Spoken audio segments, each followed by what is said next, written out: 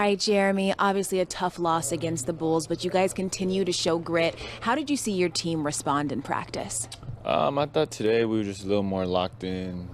It's never a good feeling losing by 30. So I think for us, the thing I'm encouraged about is, we didn't, it wasn't a blame game. We weren't complaining. We weren't pouting. We were just, all right, let's get back to work. And you have said you can't even describe how happy you are to be the starting point guard of the Brooklyn Nets. How are you adjusting to that role, and what comes with that role?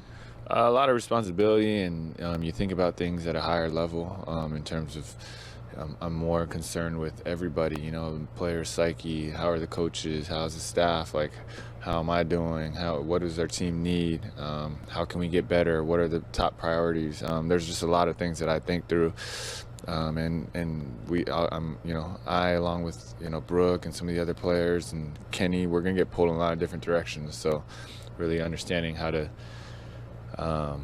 simplify things and then attack things in a way that we actually get things done. I think that's really important. And lastly, being that leader, obviously with Vasquez a little banged up, Foy out, you're seeing Isaiah Whitehead step up, get some minutes at the PG role. What's been your message to those guys?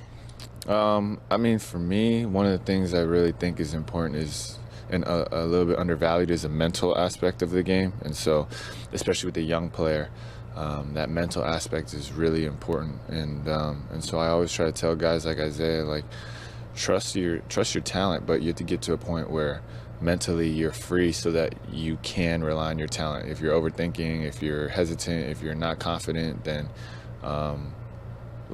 in a lot of ways you block yourself from displaying what you're capable of displaying or playing the way you can. And it's a growth process for everybody. Even for me, I still have to go through that. Like, okay, now I'm a starting point guard, so do I believe that I belong, etc. Like, there's always this mental component to the game.